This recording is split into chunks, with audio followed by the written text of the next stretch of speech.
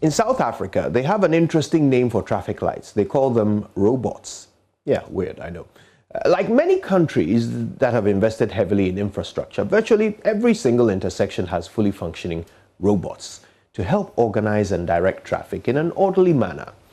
There are, however, a few intersections that do not have traffic lights. Strangely though, even at those junctions, traffic continues to flow smoothly without any hitch whatsoever. This is because of an unspoken rule, a system that works through silent agreement by all motorists. It's called first come, first serve. Sound familiar? It's not very complicated. Whichever car gets to the intersection first has right of way. And all other cars coming from all other directions will let it through. Nobody tries to cheat. Nobody disputes who got there first. One by one, in unity and harmony, everybody waits their turn to cross, and sanity prevails. There are no policemen mounted on the pavement watching to penalize anyone who violates this naturally established law. No security cameras to catch cheating culprits, nothing. Just an endless stream of individual drivers, each choosing at the critical moment to do the right thing. Now, I'm not talking about some utopian science fiction nation of the future where everyone wears white suits and is injected with a daily dose of happy juice. Heck, I'm not even talking about some European or Asian superpower. I'm talking about South Africa here, no, just 5.5 hours away from us. Same continent. Can you imagine if that was Ghana? I mean, look at what happens when one of the few traffic lights we have happens to break down. The intersection turns into a suburb of hell. Everybody honking their horns, car, nose to tail, fender to fender, jostling and pushing their way through, eventually bringing the whole mess to a standstill, backing up traffic for miles in every direction, until a policeman arrives and forces some civilization into everyone's head. All because each motorist is trying to do what is best for themselves only. To hell with everyone else. So what is it that makes the South African motorist willing to do the right thing even when nobody is watching? Well, it's simple. They believe that it's better for everyone to win than for one person alone to have their way. They understand that a moment's patience and courtesy for the next person means there is no need for chaos, and in the end, everyone gets their way. My dear friend, look around you. Life is a robot-free junction. There won't always be a policeman there to force you to give way to other motorists, to take your place at the back of the queue, to put your litter in the bin, to flush the loo after using it, to act like a civilized human being. But what you do when nobody is watching, the way you treat others when you're not obliged to treat them well, the way you act when there's no traffic light to make you do the right thing, that is your true self. I'm sure you've all seen that viral video a couple of years ago of a sea of filth flowing down an open drain in Asylum Down, here in Accra, after less than half an hour of rain. Some of you must have wondered where all that garbage came from. Well, it came from people like you and me, who decided to litter the streets and empty their bins into gutters when nobody was watching. They were being their true selves, and their true selves said, "It's convenient for me to dump my rubbish here, so to hell with everyone else." But this morning, it's time to take another look in that mirror as a nation. Let's examine our true selves and ask whether we are civilized humans or wild animals. Are we decent by nature, or must we be forced? Whatever answers we come up with, whoever we identify ourselves to be, let's agree we could all do better. Let's spend each day doing exactly that. My name is Kojo Yankson, and if I say to hell with everyone else, I go to hell with everyone else. Good morning, Ghana.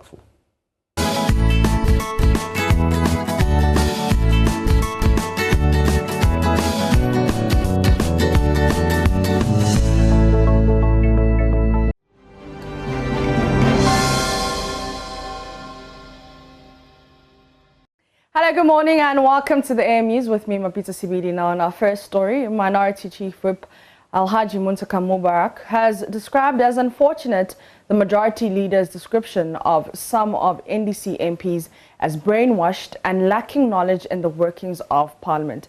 He says Osei Mensa Bonsu's comments smack of lack of leadership for somebody whose side needs to build consensus to drive government's business. Speaking to Rasta Sasari Donko, the Asawase MP said the difference in the interpretation of the standing orders of the House does not mean a group is brainwashed. Parliament is not for one side fit view. Know that he's a very experienced MP. Chairman is one of the most experienced MPs we have. But I don't think like him. And you've seen us on the floor many, many times. Understanding what it is, reading it and the meaning we give it. You see he and I having a banter. I disagree with him, he disagrees with me, but we carry on.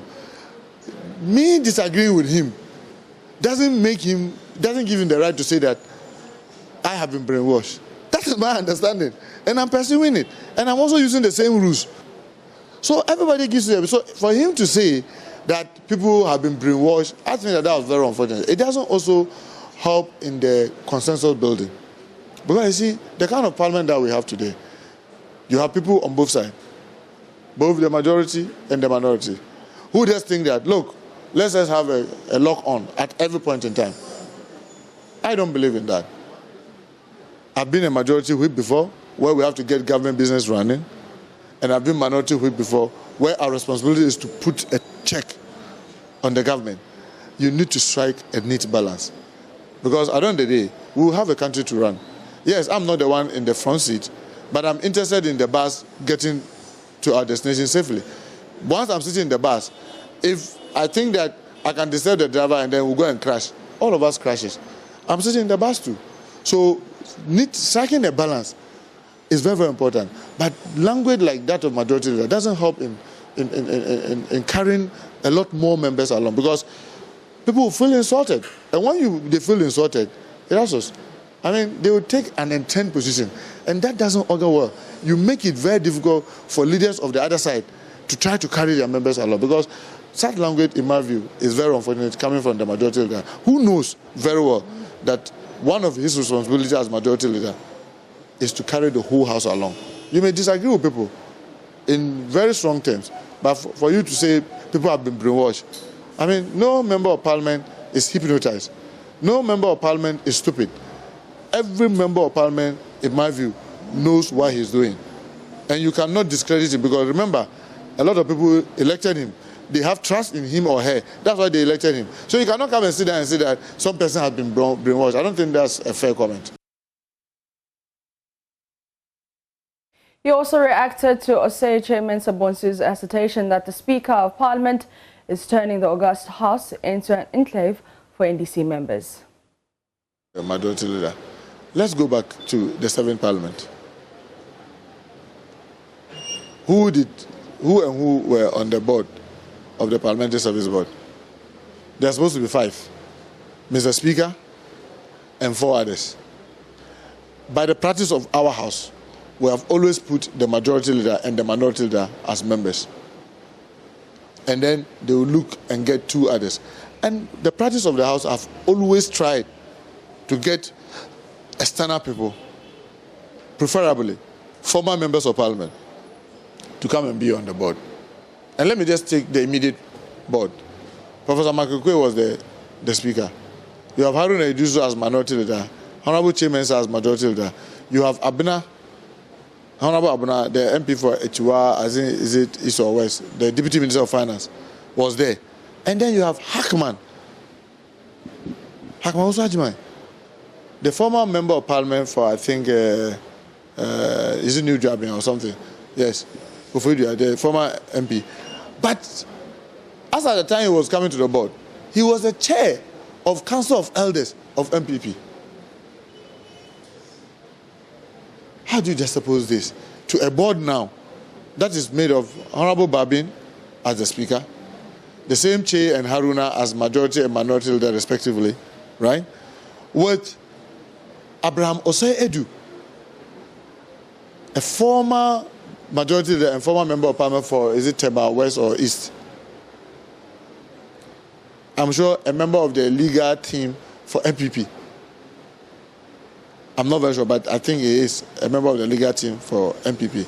And then you have General, Johnson Asedun Ketia, a former member of Parliament, and the General Secretary of NDC. It has to tell me, if without admitting that, General Mosquito is a party person. What of Hackman as the chair of the Council of Elders? What was he? He's not a party person. You see, that's my worry with Honorable Chairman, and I've always told him, you see, when you are the leader of the House, there are certain things it's better not said by you. Because you see, what you say and what you do make people force people to make their mind. And then when you now need them to be able to go along, it becomes difficult. Because you are pushing them to also take an intent view. You may have your view. In my view, I wouldn't say that in the public. I may have it as a view sitting in Parliament. But because I'm in the majority, who wants his business and government business to run in the House, I will not be the one to be saying this.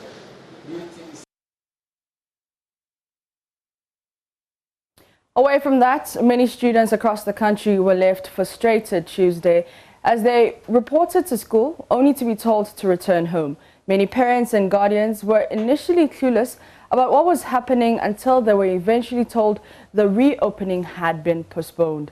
Stranded SHS 3 students of the Nalirugu Senior High School criticized the Ghana Education Service for not communicating early enough. For to tell them that what they are doing is not good, it will not help us because we are final years and we should have been in school by now. So we just, as we are in the house, we were not doing anything and you said we should come back. We came back today too. You are saying we should go back. What will we be doing in the house? Me free konongona buy and then rest on bedroom. The muye nenye and ya bedroom is a wook a lot of fen or crab one or crown to me. Nti sky ye de buy no ye ntimi nyansa anko. Ofre kra Becca say oh ye nyeska kra maye. Nti say den na be ye. Na den na house. Me so because me kono me nya lorry fenko he say enura kwa na be dress sky wa me nchen nya no me de atoto me niam. So sky bia ni me nchen. From Kumasi I came, that was yesterday. It's just painful. It's painful because we thought because we are final years, this is our time to study and write our final exams and go. But now that they are saying we should go back, and we don't know what we are even going to do in the house. So it's just painful. We came back to prepare to write our WASI, but now that they are telling us to go home for 1 month, most of the students, when they go home, they don't get the chance to learn, and that is also going to bring down the WASI rates. It's doing the educational system like something. We don't even understand now. We are feeling very bad about that issue. Yeah, some of them were just reporting, some of them were just at the entrance coming when they told them that the government said they should go back. So I don't see this thing. I don't even know what we are going to do now. And I want to ask whether how the government is doing the system now. Can we pass? In the Oti region, final year students of KJB Asato SHS described the decision to postpone their reopening date as bad. The transportation that we spend and we go back again, it is a lot of money. So because of that, we can't go back again. Where are you coming from? Bimbila. Bimbila. Yeah. I mean, postpone. Oh, to me, I think it's a very bad decision. And this will affect our academic. Because when we went home, most of us were not able to learn because nobody was around to motivate us. So as we've come, even if the teachers are around, they will guide us. But now that we have to go home, it won't help us at all. I think the government have to do something. Here lies the case, we have some few months to write our paper. Are we going to fail or we are going to pass? We've stayed in the house and it's very, very bad. The government have to do something about it. The decision taken by the government is very bad. Why do you say so? Looking at our academics, we didn't do anything. We are now in Form 2, but most of the Form 2 topics we have not treated. We stayed in the house and couldn't go for classes because of the works in the house. And now we are here for the masters to help us. They are asked to go back to the house again. And looking at the distance and the money we pay as transportation, it's too bad. My mother borrowed money for me to transport myself from the school, from the house to the school. And here lies the case, I have to go back within 3 days. I came only Friday, and today, Tuesday, I have to go back to the house again. How is she going to get the money again? She needs to borrow, and borrowing, in addition to how she borrowed again, will bring a lot of burden, because if I go to the house again, we need to struggle to pay those people, and coming back, she needs to get money again. So looking at it, the decision is very bad. They need to do something about that. How are we going to write and pass exams, be in Form 3 and Form 2 things, you have not even learned it, and we have about only 2 months to write? It's too bad. Please, the government should do something about that to help us. Thank you. Okay. Please, I'm very, very sad about the decision taken by the government. Why? Because we have stayed in the house for too long. As Form 3 students, we are going to write our WASI, but we don't know what we have learned. And they say WASI just near. Then they say we should go back to the house again. We don't know. And our place too is too far. Where are you coming from? Oh, Accra. Sotium. Charlie. Well, the Ghana Education Service has assured parents and final year students that the postponement of their reopening dates will not affect their preparation for the WASI exams. GES says the rescheduling of the reopening day is to prevent congestion in the midst of the COVID-19 pandemic, following advice from CHAS. Many students across the country were left frustrated as they had reported to school yesterday only to be told to return home. But apologizing for the delay release of the notice, Public Relations Officer of the Ghana Education Service, Cassandra Truman-Pofo, said the directive is in the right interest of the students. First of all, express our sincere apologies to everyone. I must say that the situation is not pleasant, especially for parents who had already, dispatched their students, or some were even on their way to school and this communication came. We acknowledge that indeed it came late, because parents had prepared already to take their works to school. Some were even there. As I speak with you, we are told some are even on campus that they will be given a place to sleep and then they would leave. We acknowledge that. We apologize profusely. We really apologize for that. We had a meeting with an online meeting with CHAS, and looking at the situation, we realized that when we allow them to spend their vacation now and then later they have an uninterrupted class till they write their WASI, it would be a prudent decision. And that's basically the reason why we had to finally then say that again, in order not to have the Form 3s, the Form 2s, and then the Form 2 gold, and then the Form 1s all on campus at the same time, which may be in a way, may at a point cause some kind of overcrowding or whatever. It's better that we give these students who are going to write their exams that ample time so that they will not have any break.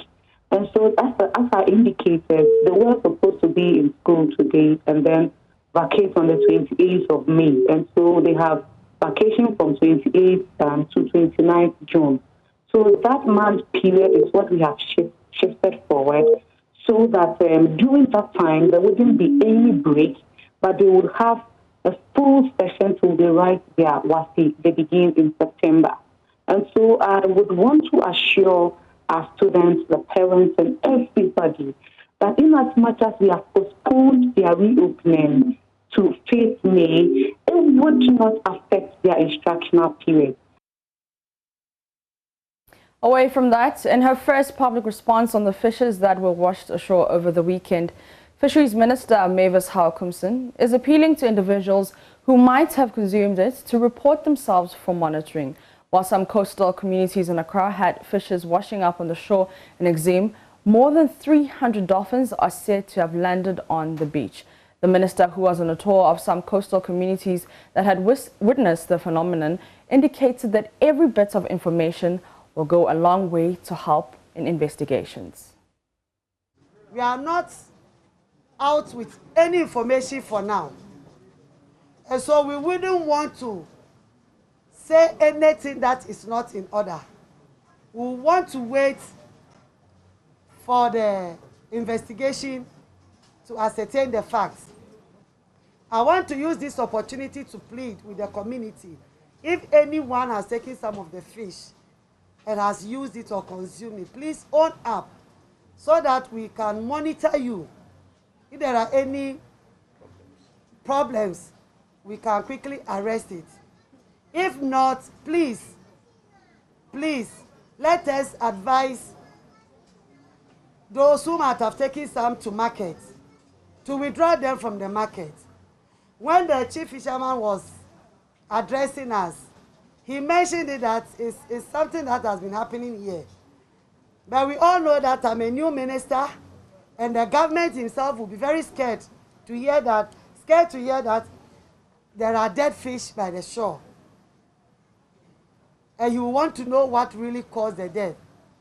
And so please, we are here this afternoon to plead with you. Now you should cooperate with us and own up if you have taken some of the fish to consume, so that we can monitor you to know your health situation. And also if there are some in the market, please let us withdraw them. But we are doing all our possible best to know what really caused that situation. And that's it for the AM News with me, Peter CBD.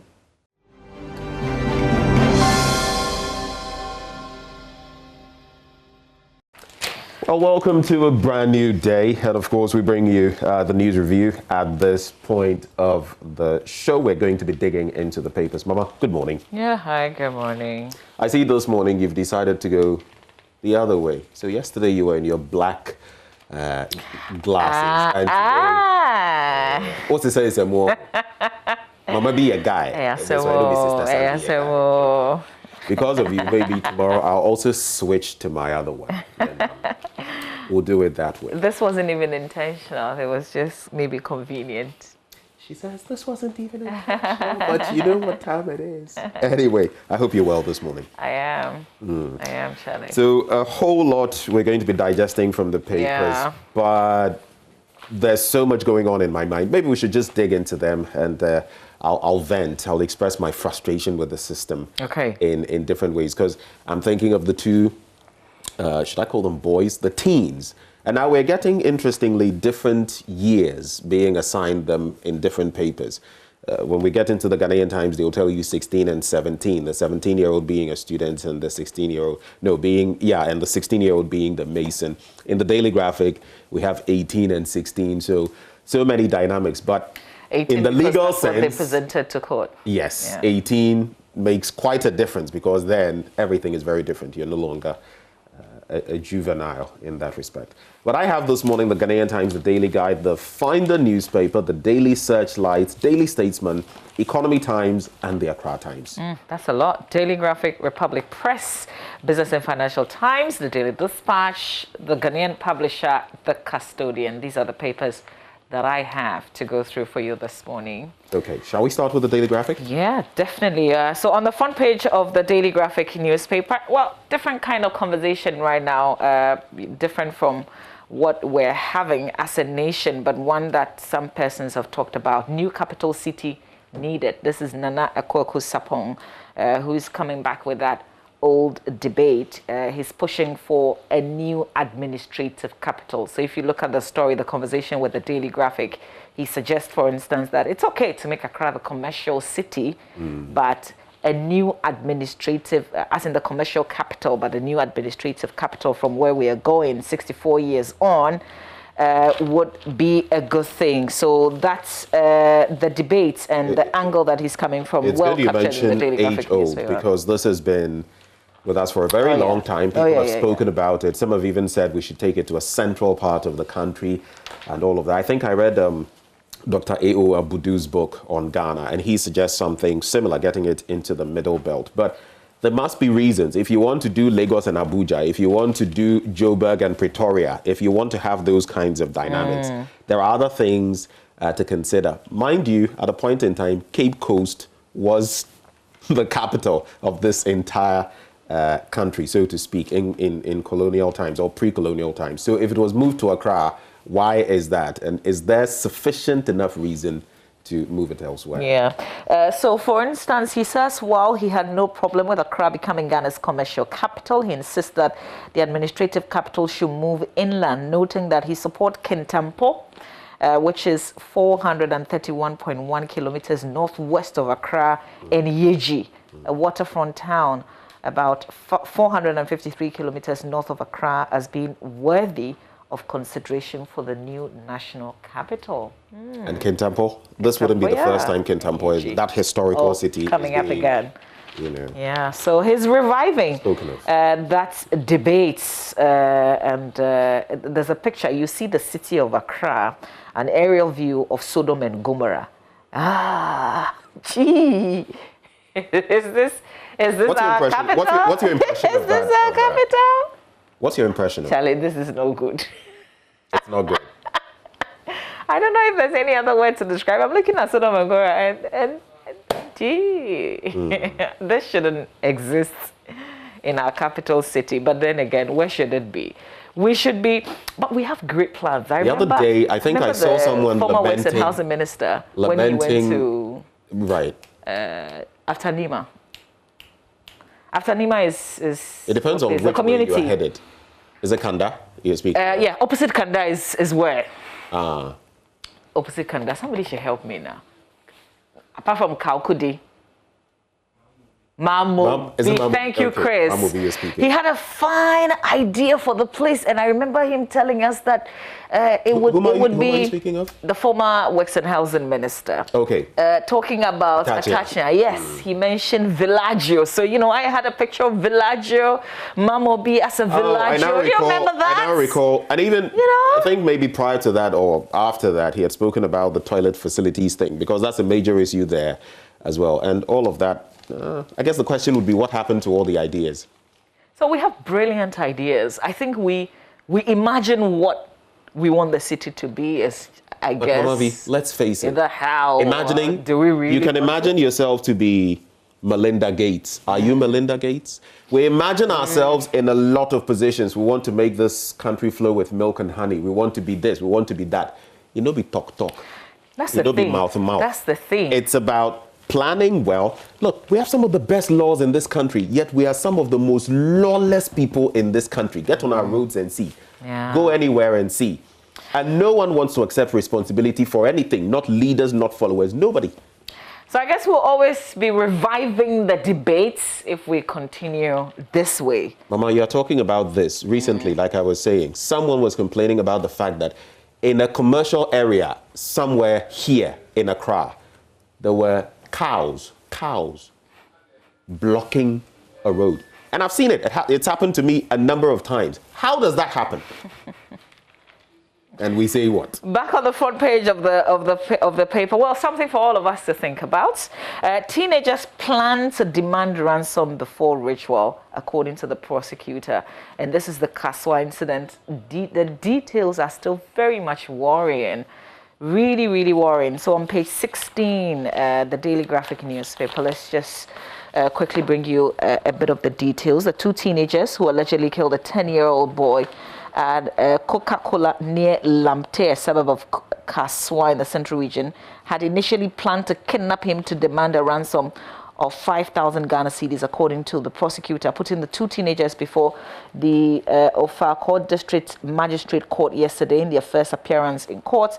The prosecutor chief inspector Ernest Agbo said the accused Felix Nyako, aka Yao Anane, 16, a mason laborer,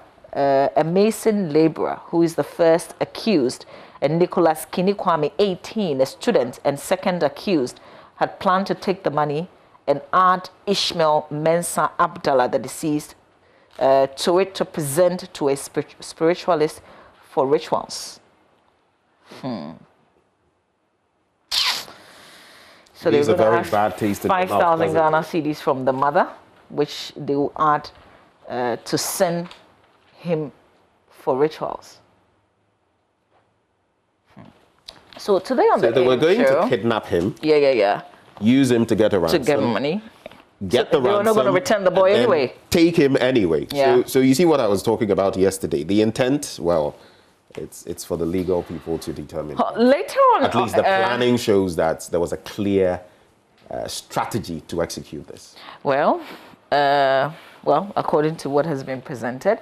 But listen, we want to take this out of the courtroom. And I think it's the police that started this conversation where they discovered that these two young men at the center of this first got in touch with this spiritualist, so-called, on television, you know. So there's the whole conversation about the media is part of the, we should be blamed because there are unwanted content on television, you know, and radio, asking these people to advertise. I mean, they show them the way because they see it and they want it, and they do what they tell them.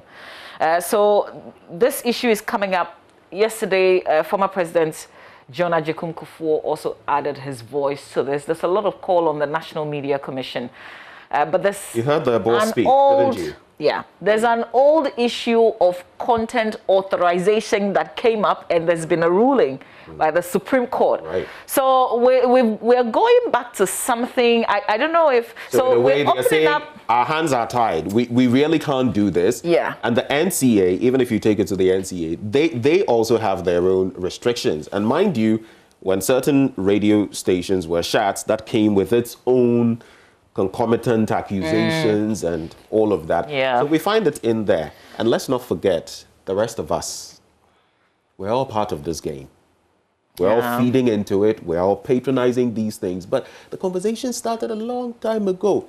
How did we get here where we have people basically doing, I'm not trying to denigrate what we stand for culturally or whatever, but basically it's not even reflective of our culture, doing juju and doing some other things. Live on television, you have people from different religious groupings coming to do all sorts of things that boggle your mind on TV. And we've been okay with it. All of a sudden it hits us and we are pretending we are not accomplished. So one of the questions that we will be asking is really, is the media entirely to be blamed for what has happened?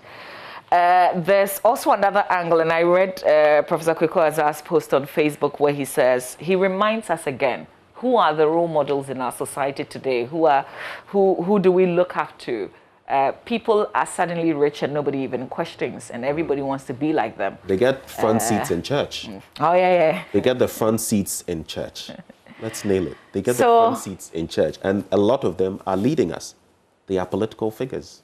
So we're sitting at a table, and we will have personalities sit with us and have a broader conversation this morning. We have Mr. Kenneth Ashigbe. He's former managing director of Graphic Communications Group, but he's the CEO of the Ghana Telecoms Chamber, a former boss of ours as well. And then we have a lawyer, Bobby Banson, will also help us, and then we have a whole package that Maxwell Agbagba put together for us. There will be interesting views that different personalities will be sharing.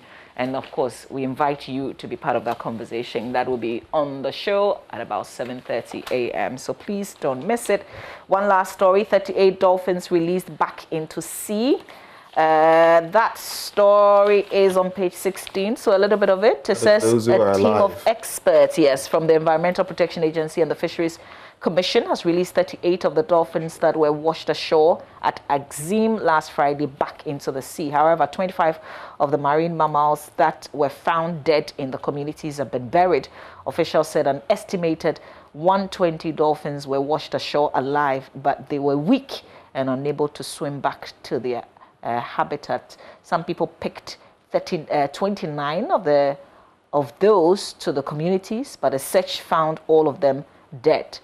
So 25 were buried, while 4 were taken to the University of Cape Coast for examination. I've seen a video of somebody chopping some of the dolphins, somebody actually also smoking it. So some of them, by the time they got there, some of them had been chopped. So you could see that maybe you would find a fin, you would find a tail. The main carcass, though, had already reached the community. You should read this portion. Yeah, a woman, Madam Abigail Norte, said at the Deba that she had already eaten some of the fishes. This is the Deba where, and we brought you a bit of Yeah. it in our news, where the fisheries minister and other officials met some people in the community here in Accra. And there's a woman who confessed that she had already eaten some of the fishes and did not believe it was unwholesome. She said, though, that due to the call by the minister, she was going to hold on with consumption of what was left in her custody until the report was made public. Wow.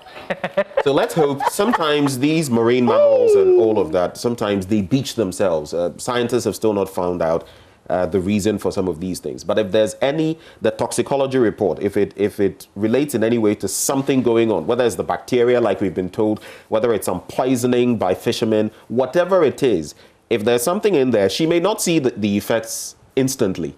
But who knows what is going to lodge in your body will do to your organs. But yesterday when I engaged Madam Florence, but at least we are grateful for her because Kuchi, it shows that some people have actually eaten the stuff. Yeah, and they came forward to also tell us that. Madam Florence, Kuchi said that, the fishermen and the people along those areas where these fishes washed ashore were actually celebrating because it was Good Friday. It was the Easter season, and they were happy. They thought, oh, God has blessed us. Easter, and Christ has been good. So suddenly we slept, woke up, and then we found free fish. The days of manna falling from heaven and quails coming our way. Free things. All right, I guess this is where I'll end the Daily Graphic News. Are there other stories you can... into the Ghanaian Times newspaper now. Intermittent power outages will not slip into doom. So that's on page 16. Page 15, it's actually on page 18. 28 die, 140 injured, and 143 accidents during Easter.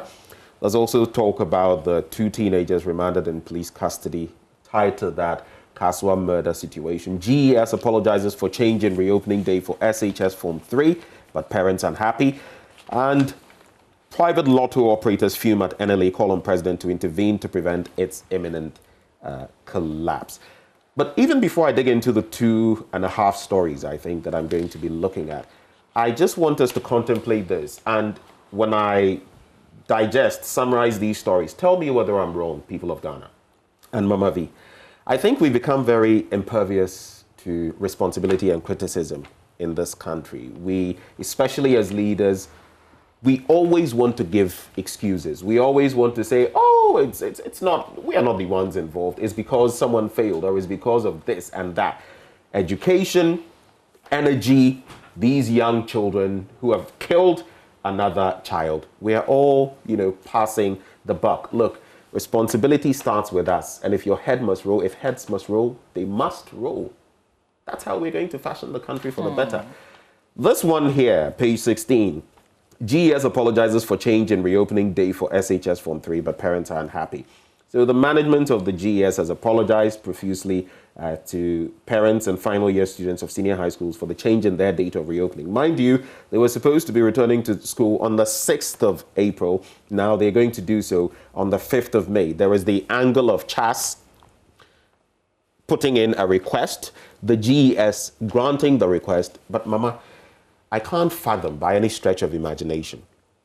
CHAS says it got in touch with you, the GES, talking about the problems way ahead of time. You wait till the day students are going to school for someone to leave, like we shared on our radio 99.7 yesterday, Konongo, Kumase, and go to Nalerigu. People to leave different parts of the country, go to KGB Asato. What kind of leadership is this? What kind of responsibility is this? You say people should calm down and it's in the best interest of the students and all of that. The students themselves have been speaking and they are saying, what are we going to be doing at home? Some can't really put themselves to that. They may not be so disciplined, but when they find themselves in the school environment, they will prepare ahead of their exams. But all these people, who knows how many hundreds, thousands moved out to schools? What do we do with them? This is the highest form of irresponsibility. And I'm sorry, this morning I'm getting on the case of our leaders. All these things must stop. Year in, year out, we see these things. Until we start making heads roll and punishing people, they will not stop. Here's another one. The energy minister is assuring us, it's the middle spread of the paper, will not slip into doomso. Masa, doomso, what is doomso? When my light is off, is it not doom? When it's on, is it not so? And when it's being on, off, is it not doom so? You are telling us to calm down. In the meantime, people's equipment getting destroyed. You can't even plan anymore when it comes to certain things. Look, now, even ironing has become, you have to do everything shabu-shabu because you sleep in the heat and all of that. This country, anyway. I'm not acting as though it were a first-time thing, but look at the trajectory, and now we're being told, oh, this one is different, and it's technical, and it's not like the one between 2012 and 2016. I pray so, Mr. Sector Minister, because this is how it started some years back. You know, I continue to say that the people who are suffering the effects of the power outages, they really don't care. Just fix it. If you know how to fix it, just fix it.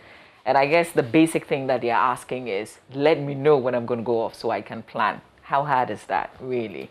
As for the politics there, a lot of people don't care about that. If you're relying on electricity to get your daily bread in these times of COVID-19 when things are already hard. Think of the businesses who are already struggling. You don't care about those assurances. Think of the cold stores. If you have a challenge, you can have a challenge. A challenge is absurd. It's something that we all experience. So if you have a challenge, yeah, you have a challenge.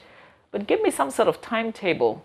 But don't tell me it is not what I'm experiencing. So I don't even know it's going to go off. I mean, that just makes it worse. I think we've moved away. We've moved on there. On page 18, a very quick one, maybe some 10 seconds. The Kasoa murder. I will reiterate this. These teens reflect where we've got to in society. We glamorize, we worship money. We have become a society where people get rich quick. Get rich quick schemes have become the order of the day. And like you said, we don't question people's will ask you. It's okay. Hey, so how I got it doesn't matter because everyone thinks, when you go and wash your car, don't you see those young boys, like, Range Rover, how did they get those? Yeah, no one questions them. These same over. people go to our churches and give money. We welcome them. We give them front row seats. What do you think they are doing? We are all involved, and as parents, watch your children. But listen, my church doesn't allocate seats, by the way, Ben.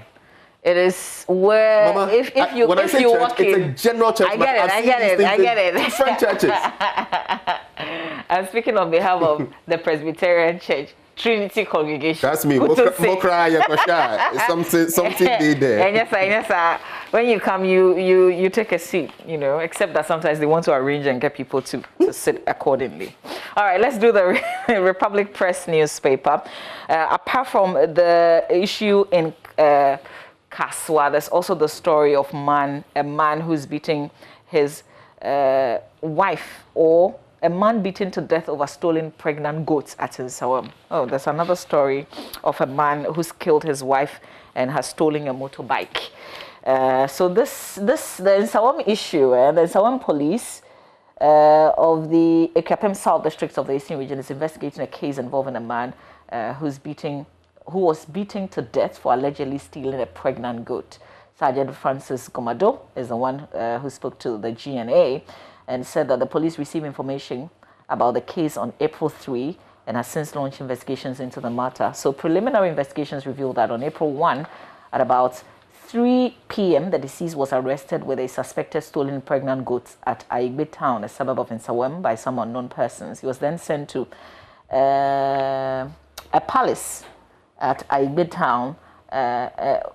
Also happens to be the owner of the goats. Oh, so they sent him to a certain chief who happens to be the owner of the goats. So on arrival, the 50-year-old driver of the chief subjected the deceased to severe beatings by whipping him with a rope. He also stamped on his chest and neck while the deceased, popularly known as Abombi, laid on the ground. You know the rest of the story. You can read on and see how it ended in death, really. His crime, he stole a pregnant goat. A 22-year-old suspect, Isaac Labi, has been arrested and detained by the Kwabenya police together with his accomplice, Ni Benjamin, aged 23, for stealing a motorbike at Onkwesi. Okay, this is a place in the Eastern Region. Details of that.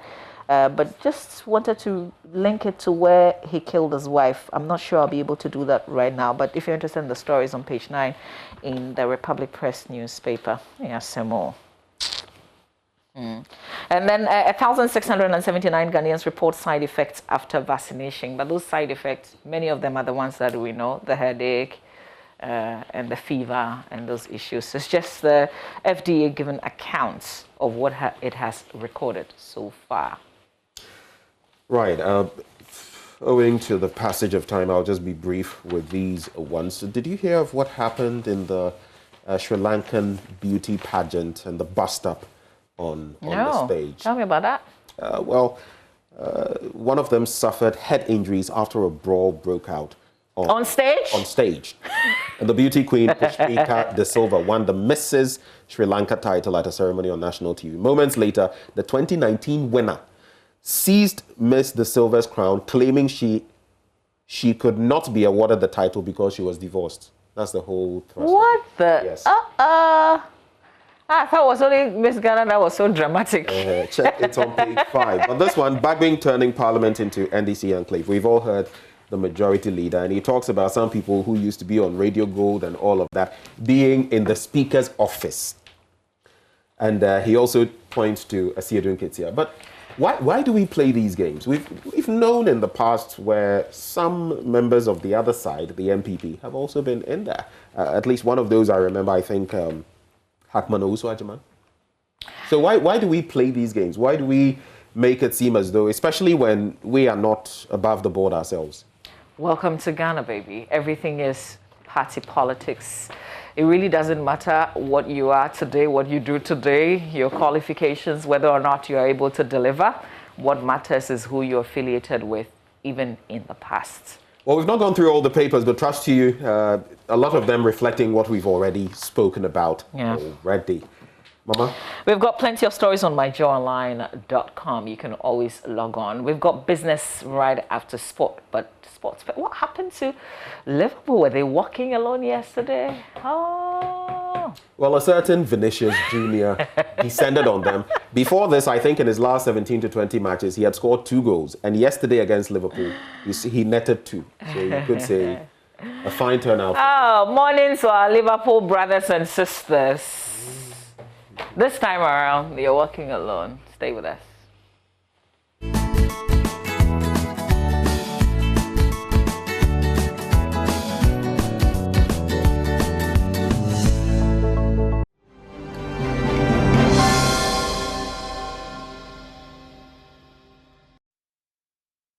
Good morning. Welcome to AM Sports on AM Show. I am Muftau Nabila Abdullahi. President of the Ghana Olympic Committee, Ben Mensah, has promised to complete the construction of an Olympic sports complex in Amasaman to aid the grooming of young talents in various sporting disciplines. Ben, who was given a second tenure as leader of the Olympic Committee, believes such infrastructure is required to enhance the growth of the sport. In 2019, the Olympic Committee President Ben Mensah revealed funds has been secured for the completion of the Olympic complex at Amasaman. The project, when completed, would serve as a center of excellence for the youth across the country. After securing the mandate of delegates to steer the affairs of the committee for the next 4 years, Mr. Mensah promised the project will be completed latest 2024. You know, we just got a documentation for Amasaman. That's one big project that I think that in the next 4 years we need to work on. Amasaman is going to be an area or a stadium, not for elite athletes, but a stadium where our young and juvenile athletes can go and then discover their talents, and then they can be molded into national stars. So with us acquiring the document or acquiring the land officially from government, IOC has already, or ANOCA has already promised to invest $150,000 now into the project. So Amasaman will be one area that we need to see a lot of acceleration.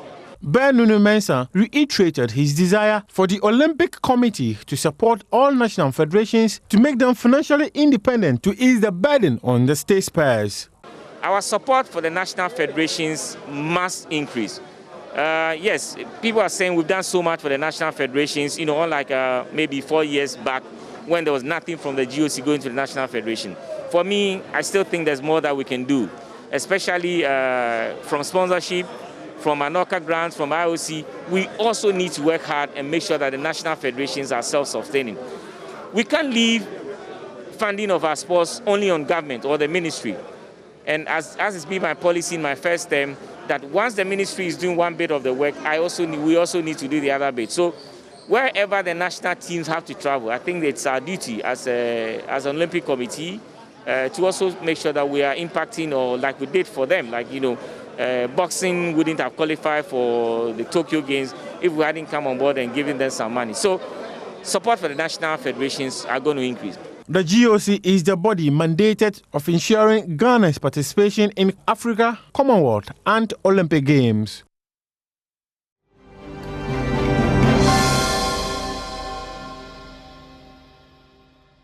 Well, that's it for AM Business this week. Remember, it's brought to us courtesy EcoBank, the Pan-African Bank. Join us next week, Wednesday, for another package. Well, rude awakening. That's how many people have described what we've seen happening in Kasoa with regards the 10-year-old boy who was killed by two others, a 16-year-old and an 18-year-old. They were in court yesterday. It's generated a lot of conversations. Some people have also said that what has happened is a reflection of a deeper societal problem. We want to have a conversation on the back of this. And my guest on Zoom, I want to say good morning to you, Bobby Benson. There you are. Good morning. Good morning, and thanks for having me. Thank you for being with us. Bobby is a lawyer. Also joining us is Mr. Ken Ashigbe. He's former MD, Graphic Communications, and CEO of Ghana Chamber of Telecommunications Group. Good morning to you as well, Mr. Ashigbe. Good morning. Okay, great. Good morning. All right. So I want us to, my colleague Maxwell Agbagba spent the day yesterday in Kasoa and bringing us the various angles to the story. I want us to properly appreciate it, and then we'll come back and have a conversation. But former President John Agyekum Kufuor is urging authorities to clamp down on activities of fraudulent traditional priests using the media to propagate a get-rich-quick message. His comments come on the back of the alleged killing of a 10-year-old boy by two teenagers at Kasoa for money rituals. We'll hear from the former president shortly, but first, a report by Maxwell Agbagba.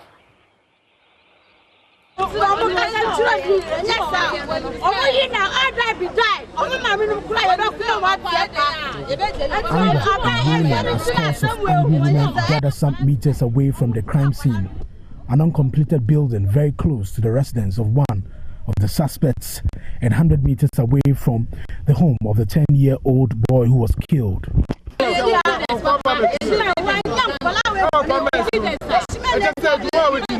This uncompleted building here is the crime scene where the incident itself happened.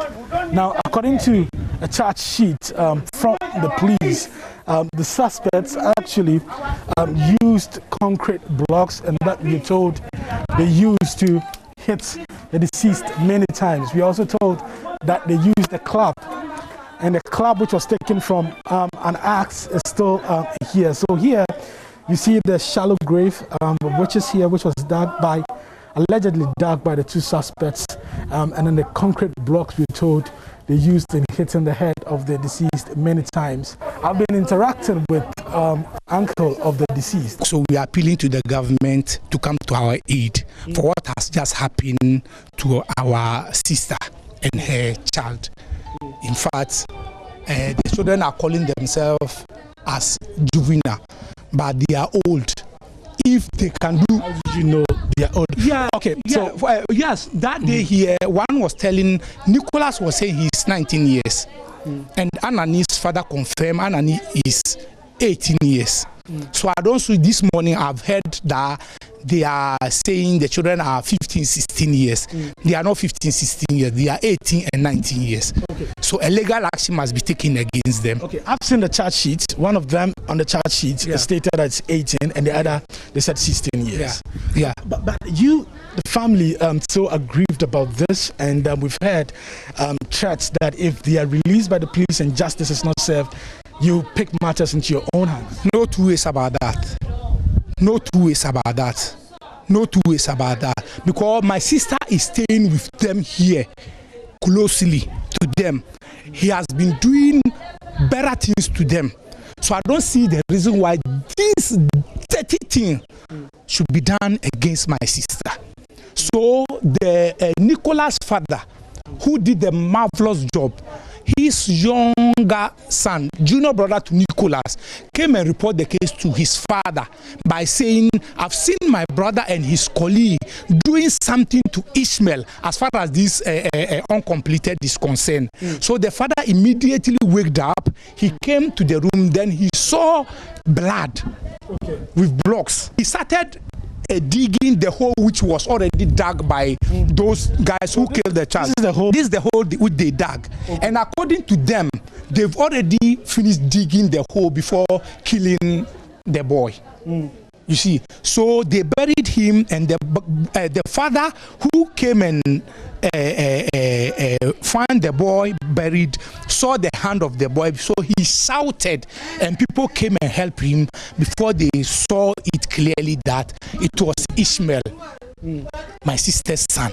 So they brought him out, lying here, where we are here now. So Ishmael, so you can see behind this, my sister, the blood. Yeah, this is the blood. So the father, they brought Ishmael out from the place where they buried him outside here. So before I came, so when I came and met my sister's son lying here.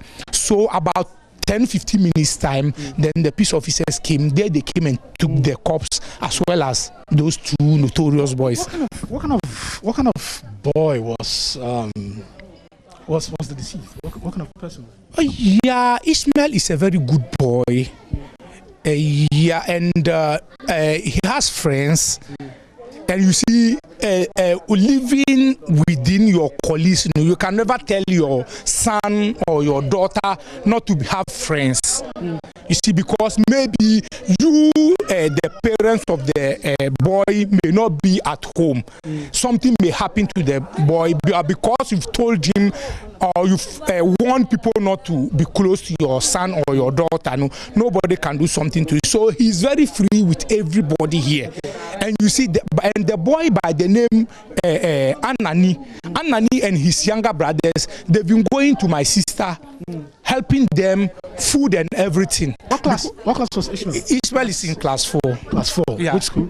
No, the school is at Kasoa itself, because my sister sells food at Kasoa market. So the children are schooling closer to the place where my sister is doing her business. A lot of people have described him as an intelligent child. Of course, he's very, very intelligent. Even when he was called, he was in the room going through his laptop when they came for him. And he left before they came and did this job to him. So he's very, very bad.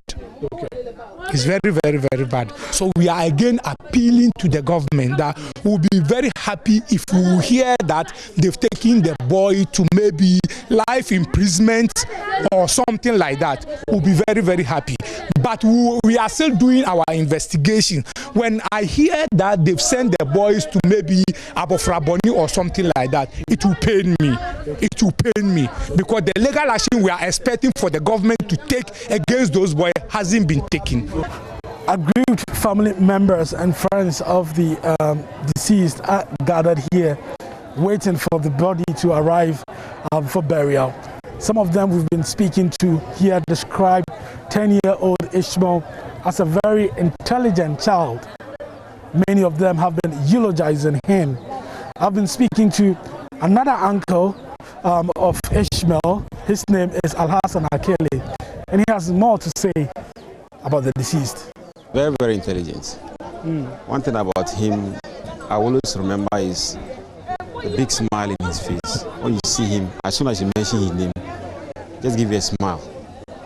Ismail is a cool guy. Yeah. It's very, very painful to hear this.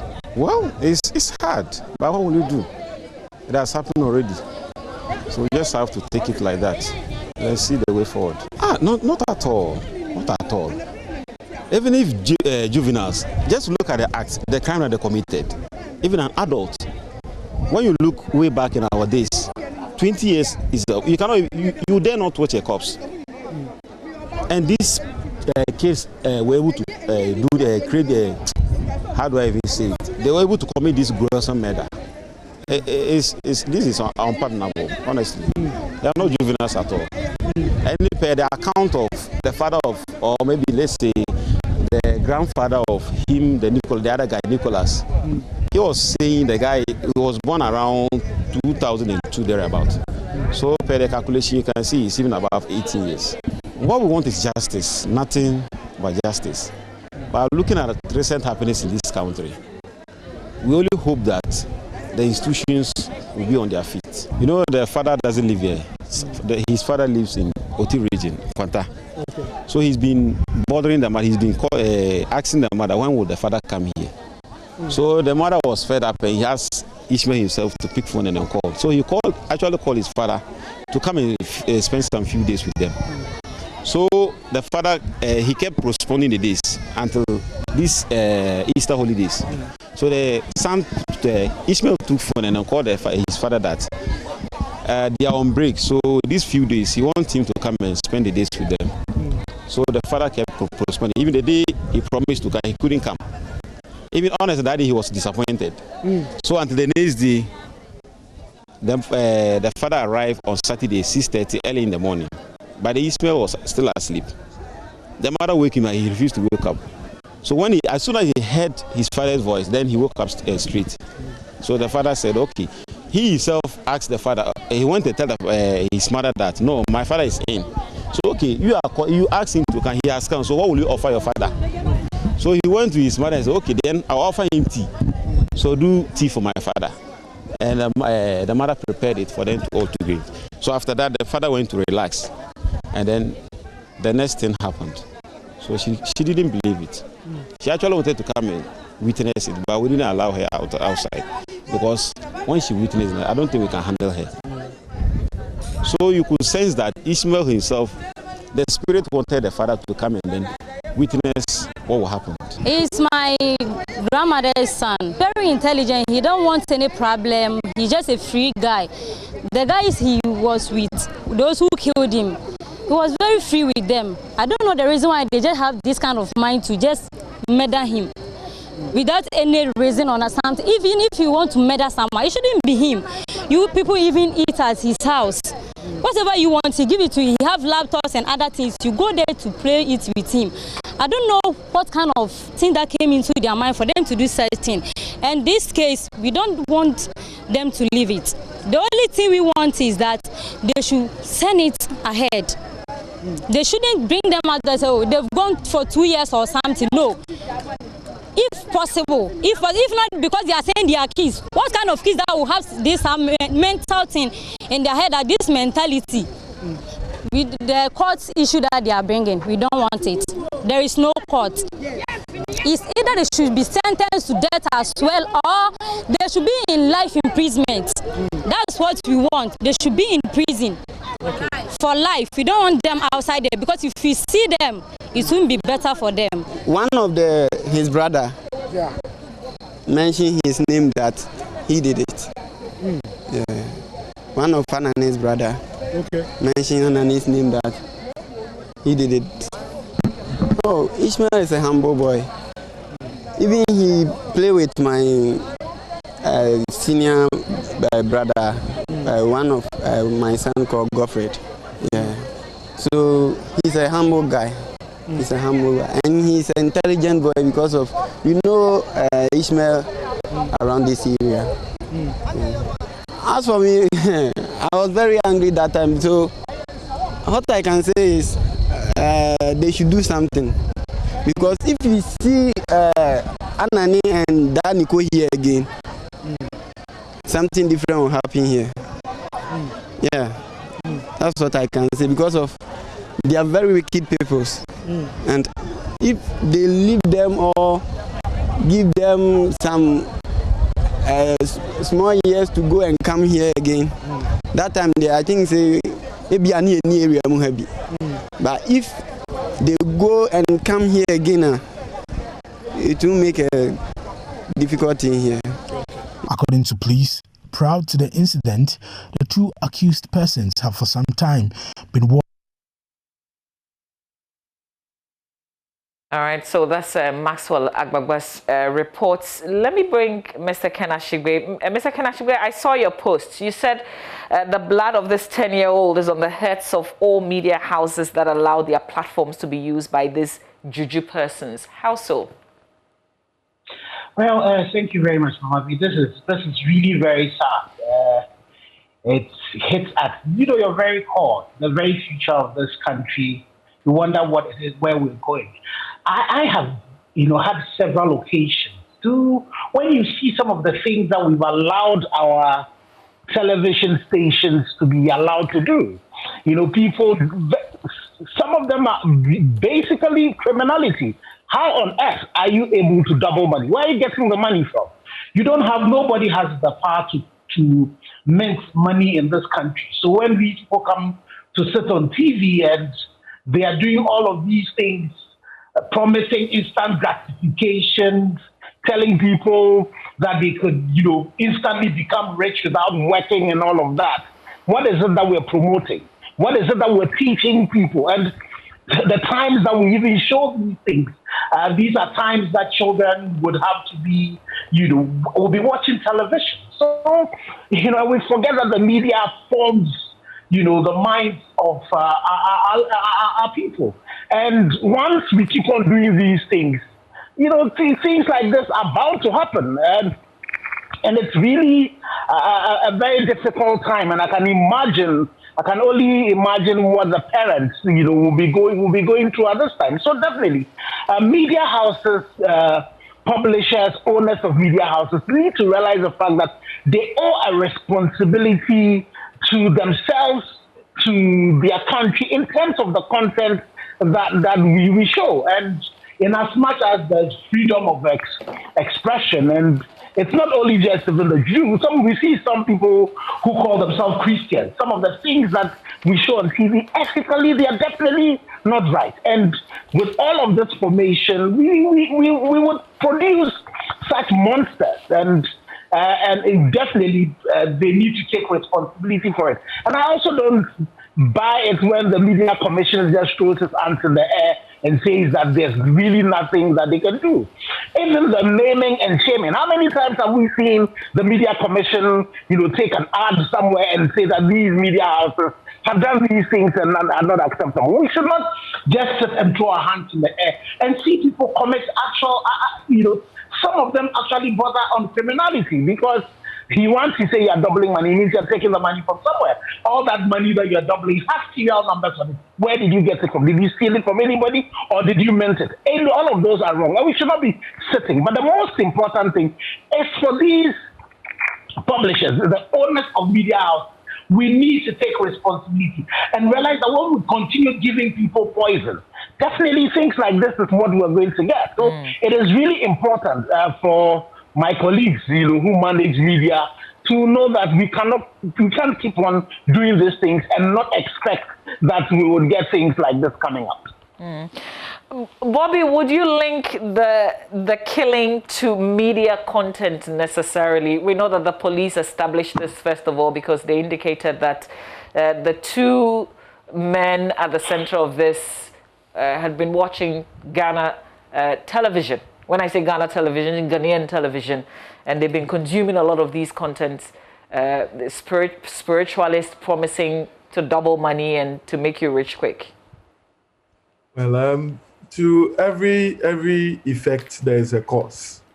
It's just sad, like Mr. Shebe has said, that we have no option than to link these actions to some of the things that they see or they are enticed into. In some of the media reports, I read that the police are in their hands for the so-called spiritualists who demanded for the body parts of a child. And so definitely how they met this spiritualist, how they came into contact with this spiritualist, is something that will be investigated if it was by TV. But you see, it's not only by television that these spiritualists advertise. When you drive on that Kasoa stretch, you see a lot of billboards and signposts by malams advertising their craft and their work. I ask myself, do the municipal assemblies that are in charge of giving permits for these billboards or signposts, what do they do before they give the permits? And if they do not give the permits and they see them there, do they pull them down? Because you see in Accra, the AMA going around marking some signposts of corporate institutions and saying that they were put there without permit. But I have not seen any such billboard or signpost by a so-called spiritualist. And they will list all the things that they are able to do. And it's not only in Kasoa, right under Bema Camp, the overpass. Every week I see a new poster of a spiritualist, something Malam, Red Indian this. And you have the municipal assemblies that are supposed to oversee these advertisements, just overlooking them. But if it is a corporate institution that does that, then you see that they go after them. So it's not only what they see on TV, but the billboards and the signposts that are also around also encourages them to see these things. Because if you put the blame of on a parent, to what extent can the parent prevent the child from seeing a billboard that is advertising money rituals?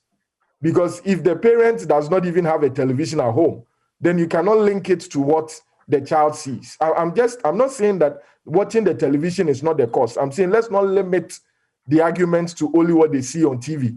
Because if you drive around Kasoa, if you drive from Accra to Kumasi, from Kumasi to Sunyane, you would see a lot of billboards and adverts, signposts by the so-called spiritualists. So we should not only limit it to, or the responsibility to only the media commission.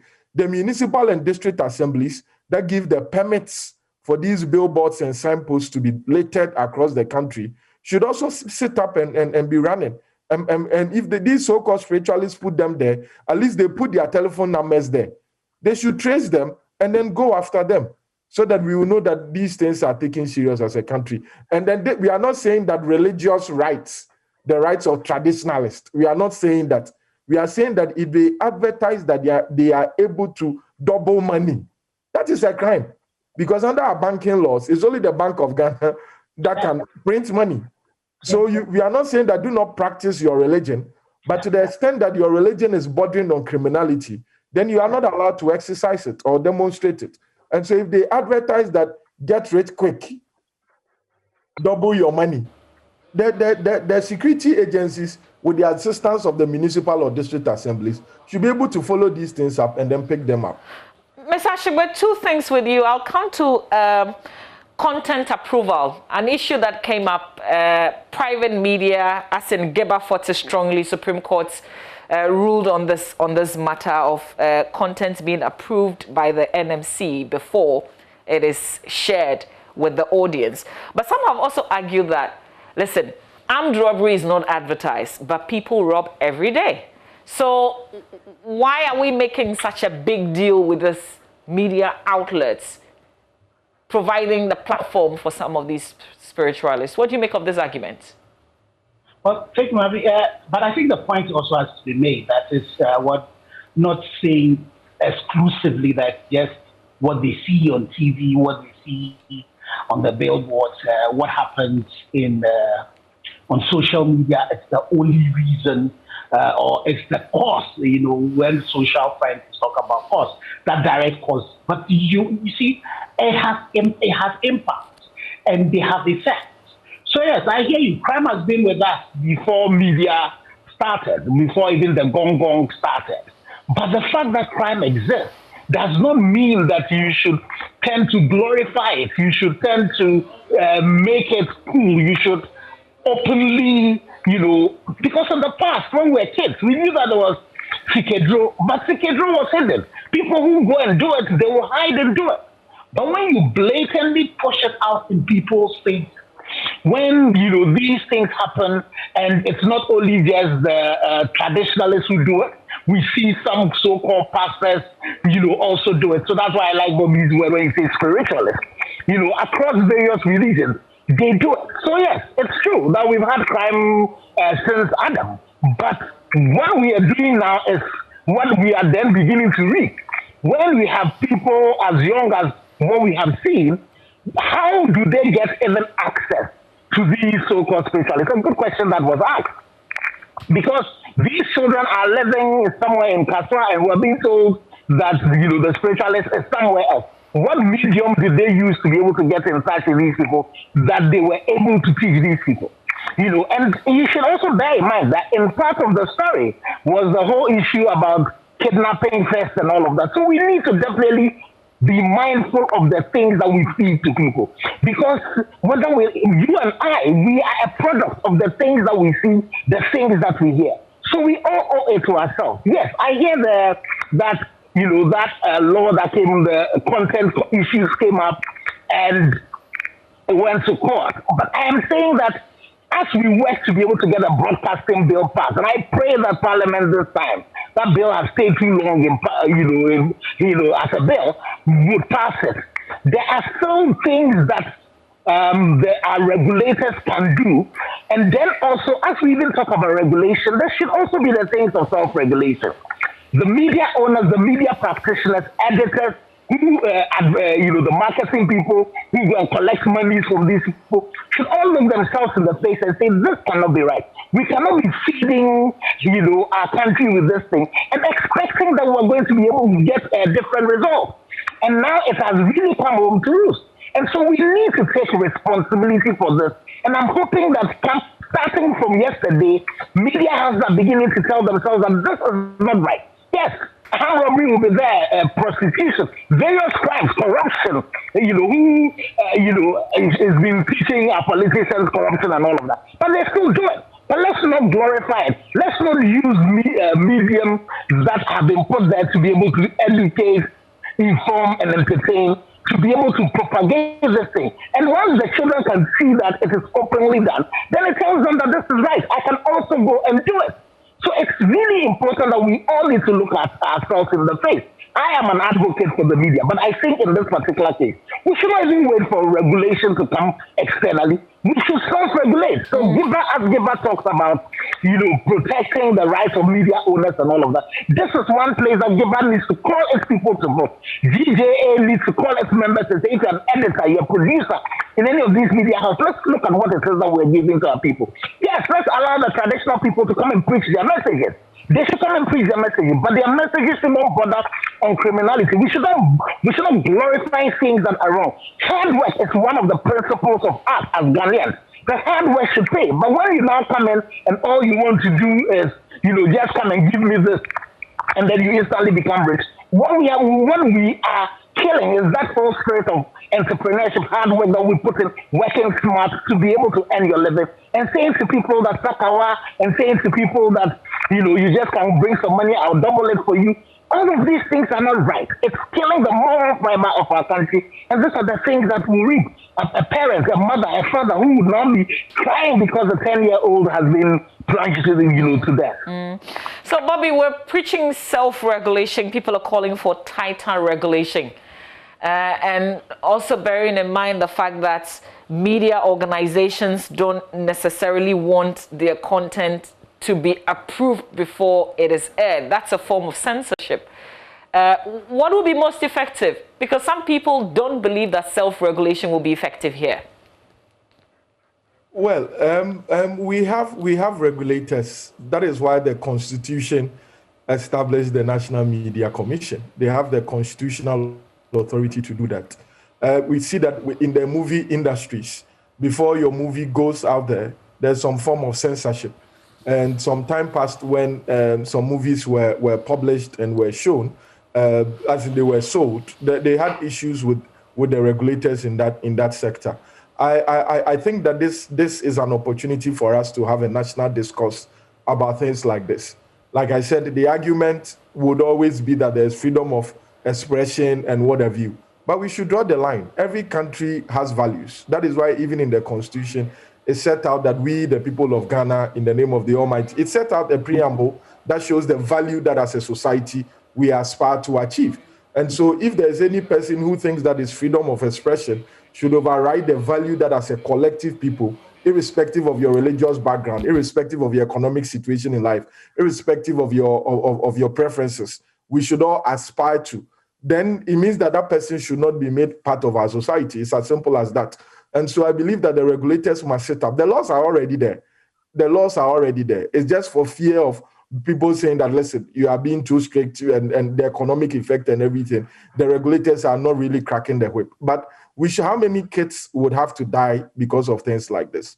How many people would have to lose their lives? And we've read stories of, this is making the news because there are children, for lack of a better word, that are involved. But we've had situations where it's been reported adults also doing things like this. And they go under the radar because we think that they are adults. But our society is influenced a lot by these things. And I know I'm going to sound quite controversial, but if you look at even the kind of songs that are played now, where it's, you'd have lyrics that suggest that, you'd have to get rich. It's about money, it's about drink, it's about so and so and so. And then you have these young ones listening and aspiring to be like these, what we call superstars. And the term that has become quite popular, slay queens, as we have them. And so a lot of things influence some of the things that these people under 18 years, let me put it that way, because if you look at the Juvenile Justice Act and all the laws, to all intents and purposes, it is presumed that people who are under 18 years may be easily influenced by what they see around them compared to people who are above 18 years. And so the kind of factors, the kind of things we expose the society, these under 18 years to, we are sowing these seeds that will find expression in various forms. And this, unfortunately, is an example of such an expression. And so we should have a national dialogue and determine what we want to portray our society to be. And like I said, this is not a religious something. It's not a battle of gagging the media or preventing people from demonstrating what they think or are their rights. We, as a country, in our constitution, we have values. And it's time that we sit up and make sure that everything that we expose people in our community to aligns with the values that the constitution says that as a nation we have. Mr. Ashigbe, did Giba perhaps made a mistake in fighting strongly the issue of content approval? Well, I'm not too sure. I'm not too sure that Giba was wrong. I think that the content approval was also an overreach. What I would have thought that would have happened rather would have been a lot more engagement at the point when the bill was being put together, so that we could have achieved what we wanted to achieve without necessarily asking somebody to approve and really getting into the place of real censorship. So I think that there are some parts of that law itself that is problematic, that needs to be dealt with. But as we talk about all of this as well, we need to bear in mind some of the things that happen is pure crime. When somebody says it's doubling money, where is the person getting that money? So that particular activity is a criminal one.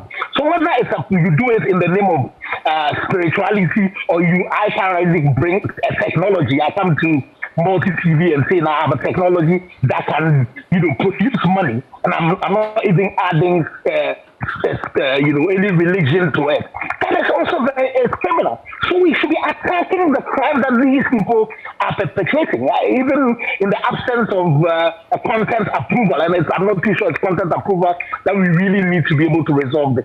But there should be some things and there's the ethics of the trade that we should be using. So as we don't even have, if the NMC says to us that they don't have the rule to close down stations, I am saying that, but there are ways in which even naming and shaming, we've not seen that happen.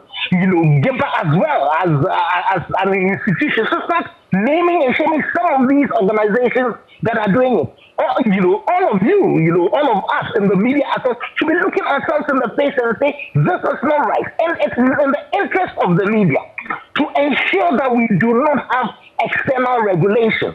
The Media Commission has had its posture, and the posture has been the fact, and you see that the Media Commission was birthed from this, the quarter of silence. So we really wanted the freedoms. And so the Media Commission tries to push that. And we should not let us get to the realm where it is somebody determining what is right and wrong for us. We ourselves should be guided by our own ethics, should be guided by some principles, be guided by the laws of this country that says that these are not right, these are wrong. We should be guided by the values.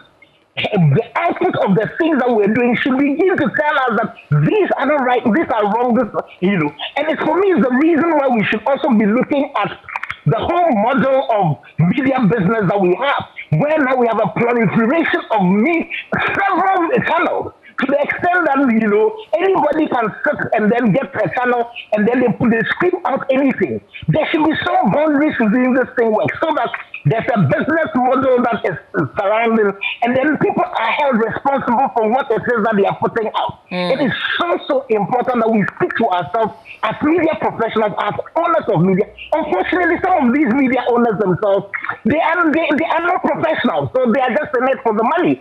Some of them just have it and they're using it for anything. Things that we see that are done in the name of Christianity. You know, you look at that and you wonder where this is coming from. And it's not only that it's Christianity, but boys, which you say is religious freedom. And some of them actually, you know, they go against our laws. So it's really important, and I would speak more to self-regulation, that in all of the media themselves, we should start calling ourselves out. People who are doing wrong, we should call them out and say, this is wrong, and this has to stop. But are you also minded that some of these people we're talking about themselves also own some of the channels? Yes, and that's the problem. And you see, the problem is the fact that, you know, the people and our craft itself, you know, it's a vocation. So, you know, you really do not say that somebody should have gone to, you know, some school to qualify for it, you know, but we should be requiring some, you know, there should be some minimum standard. And even if we cannot use the minimum standard, then let's take their output. Once the person is doing anything that is illegal, that borders on breaking our law, then we should be able to use that to be and some of that we don't need to blame just the media commission, but the police see some of these things happen, and they are the person supposed to enforce the law, and they know that, as Bobby said, these people do not have, they don't have the power of the central bank to be printing money or to be minting coins. And so how come they are telling us that they can double money? How are they able to do it? Are they stealing it from somebody? What if it's stealing? That's also a crime. Why are we not holding these people responsible? When we have pastors who are stepping on the stomachs of people on TV, when we have pastors that bring children in and, you know, show them that, you know, now they pay mass, you know, and all of these things, we've signed onto conventions of protection of children that, you know, upon these things. And we allow them to happen, and we've given these people channels, and they just use it to do what it is that they want. We can have media owners themselves to come and sit on media and actually still insult people, you know, speak the unprintable, when we all know that these things, by the virtue of the ethics of our trade, should not be happening. I would have even thought that people like the GJ and all of that will be able to call their members to allow their you know, who work on these stations to let these things happen, you know, call them to vote. And that's the reason why I would still be championing on self-regulation, on group regulation, the groups themselves, the associations themselves, calling themselves out and say that these things cannot be happening. Because when we do that, these are the things, these are the results that we can get. So I would still insist for all of us who sit and allow this to happen, that you know, the blood of you know, those young 10-year-olds is on our heads, and I hope that it speaks to us when we see that what these things that we're doing in the name of just getting money, in the name of audiences, we need to put a stop to it. And I hope that our leaders, the authorities themselves, will start bringing people who are breaking our laws. It is the enforcement of the laws in this country that's the bane of our country. It's not as if we don't have the laws. The laws exist, but we just do not want to enforce them. That is our problem. Okay. Just finally, Bobby, if you listen to neighbors and family members, they're calling for justice. This is an 18-year-old, 16-year-old, at least the two persons accused of this crime. What should we typically expect, and what is that justice that they're calling for? What's your understanding of it? Well, I heard some of them saying that they should be sentenced to life imprisonment if they are allowed back into the society. I have bad news for them. The Juvenile Justice Act, which we passed, as long as these children it's proven that they're actually 18 or below, then there will be a problem, because the law does not subject them to the same rigors of criminal punishment like adults. And so, for instance, they cannot be sentenced to prison. They'll be put in a correctional facility, what we used to call Bostal Institutes. And the most important element of that law is the fact that it's a requirement that there will be a social inquiry report where people of the social welfare department must go and investigate what motivated these young ones to undertake such heinous crimes, and then be able to give the court a report to show what must be done to correct them as they are growing up, because they are still children. If indeed the ages are 16 and below 18, and the court has the right to investigate their ages, but I'm talking on the assumption that the ages are what the police have stated. Now, if indeed those are the ages, then what will mean is that there would be an institution, the process where they would be put through a juvenile court, not the normal court system. If they are found guilty of having committed the offense, instead of being sent to prison, they'll be put in a correctional facility. And the maximum period is 3 years. And so they cannot stay in a correctional facility for more than 3 years. And worst of all, at the end of that 3 years, the parent or any person who has some level of control over these children, or they themselves, can even apply for their records to be expunged, this criminal record to be expunged. And so our laws do not intend that they will receive some form of punishment as would have been done to an adult.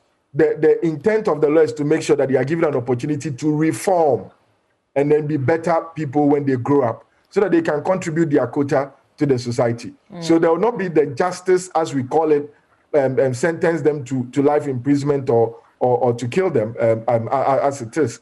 But then there will be the intent to reform them, so there will be better citizens. It's too bad, because the family that has lost the child will not have, there will be no form of compensation for them. But it has happened. And unfortunately, it may be a basis for either a change in regulations or a change in attitude of the people. So that would be the only form of compensation these people would have. I must add that the law actually states it's against any attempt to publish the names or details of the alleged offenders in such a way that they can be identified. And so that's also a warning to media houses, that in as much as their names have been put in the charge sheet, we should be careful when we are trying to make the public easily identify them, because if at the end of the period, their record is expunged, but you've already exposed them to public, then it will mean that they will be stigmatized forever, and that is what the law does not intend. Okay, but hold on there, Bobby, because yesterday in court, the presiding judge disclosed something when it was realized that one of them, Nicholas is his name, was 18. The judge decided to hear the case in an open court, and she said once the entire process was over, the other person, Felix, could be taken through the juvenile justice system. She indicated that the actual case would not be tried at the district court, but rather the high court, due to the gravity of the offense. Does that change anything from what you stated to us? Yes, since the age of one of them is 18 and above, then the judge has a right to deal with the matter together. So they'll try together, because I'm sure there'll be the charge of conspiracy and then the actual action. But when it comes to sentencing, then the one who is younger will be sentenced differently, or would be the sentence will be meted out according to the provisions of the Juvenile Justice Act. And then the one who is 18 years and above will receive the full sentence as required by law, which could be life imprisonment or sentence to death. But the one who is below 18 at the time of the offense, when it comes to sentence, even though the trial will be done in public and what have you, because there are two persons involved, and the same evidence will be abused. When it comes to sentencing, the one who is under 18 would be sent to the juvenile court, and then the sentencing will be as provided by the Juvenile Justice Act, which the worst will be being in the correctional facility for a period of 3 years maximum. Yeah, but this could be a long way, as we know. Yes. Investigations and then prosecution. Just finally with you, Mr. Ashigbe. So how do we proceed? Because now the blame game has started. Should we still be blaming? Well, I'm not too sure this blame game. I think it's for us, the media, to look ourselves in the mirror and say what it is that we've been doing so far has not been right. These things are is not the way to go, where we allow our media houses to be used to do things, to show things like this, which are really unethical, which are very criminal. And I would call on the professional bodies that are involved, so from GJA, from the GIBA, even, the marketers, CIG, for example, your members who, these people who come on commercial radio stations where they are not owned. It is your members. They go and canvass these people to come and do these things on air. We all need to bring that pressure to bear on ourselves to say we need to do right.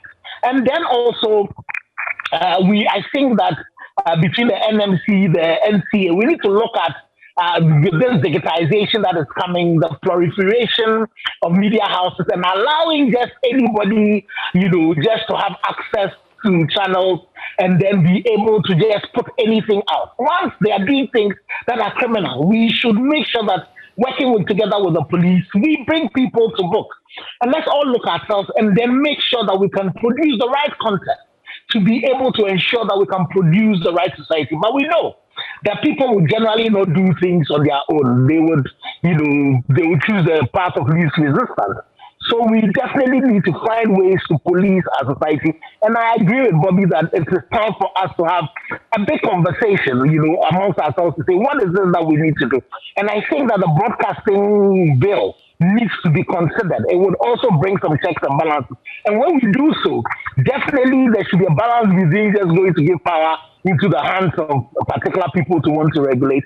We should define the boundaries at which we can operate and ensure that we all, make sure that when that happens, we deal with that. But it's really important, and I call on all of us in the media again. Let's look ourselves in the face and say, this is not the way to go. We need some self-regulation. We know what is right.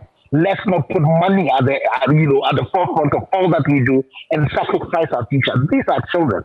Look at what it is that they have done. This is really not heard of in this country.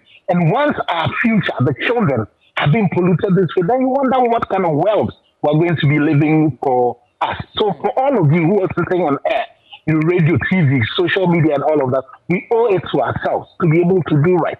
Thank God the cybersecurity law has come. So for those of you even who sit that you think you can be on social media and be doing money doubling and all those wrong things, once you commit the crime using the cyberspace, the Minister for Communication is now the Minister of Communication and Digitalization as well. And she has agencies that will come after you. And we should all work together with these regulators to ensure that the right thing is done. I thank you very much for your time, Ken Ashigbe, for having this conversation with us. Also, Bobby Banson, he is a lawyer. He also joined us. Thank you so much, gentlemen, for your time. Mr. Ken Ashigbe, former Managing Director, Multi-TV, former Managing Director, Graphic Communications Group, and now CEO of the Ghana Chamber of Telecommunications. Bobby, thank you so much, as always. We're going to activate the phone lines for you to join us with your thoughts on this subject. And then also this issue, yesterday the Energy Minister, Dr. Matthew Opoku-Prempeh, said that we will not slip into doomsday. How do you describe what you're experiencing today? Let's talk some energy, and let's talk about this matter that's on our hearts this morning. Stay with us. You're still watching the AM show. When we come back, you can give us a call on 0302-211-6910.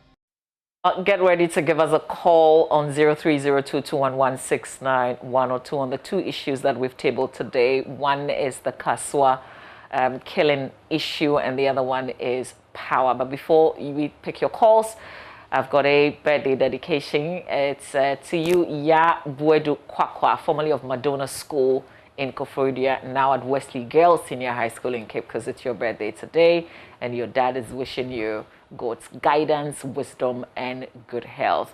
It's from your father, Mr. Kwakwa Buedu, who is the ECG manager in Sawam, and of course, your siblings and your mom as well. Happy birthday to you, dear. Okay, so belated happy birthday wishes to Dr. Victor Bampo. former Deputy Minister of Health. Dr. Bampo, belated happy birthday to you. And also belated happy birthday wishes to Mrs. Florence Obushi Saikofi. She's the President's advisor on media and special projects.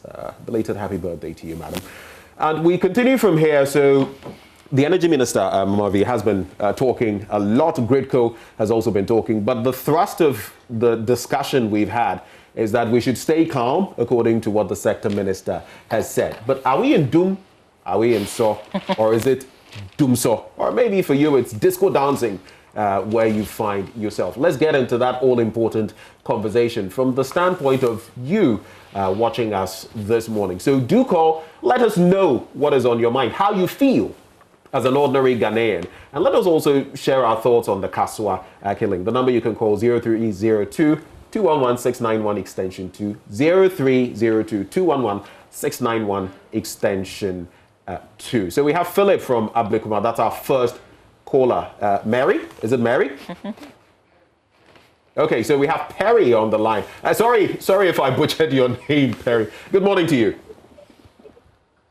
Good morning. It's a pleasure to have you on board. So what are your quick thoughts on these two matters up for discussion? Power, do you have light? That's all right. Good morning. Good morning. Yes. I was asking, do you have light?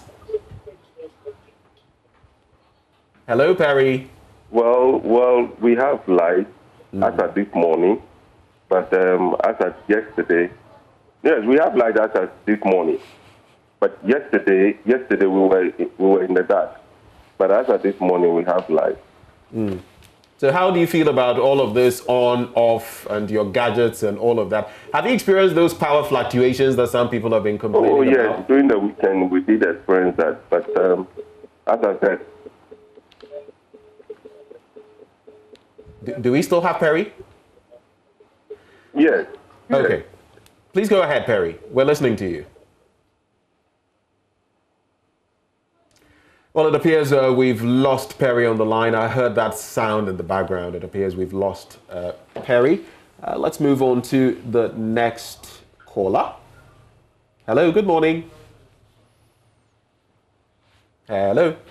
So the number to call 0302-211-691 extension 2, 0302-211-691 extension 2. What are your thoughts on these two crucial issues? The killing in Kasoa, we're all talking about it. Who bears our ultimate responsibility? What do you think about it? And do you have power? What's the so or doom situation? Philip from Cape Coast, good morning. Yeah, good morning. Pleasure having you. What are your quick thoughts on these two matters? Oh, as for me, I'm all about the Kasoa situation.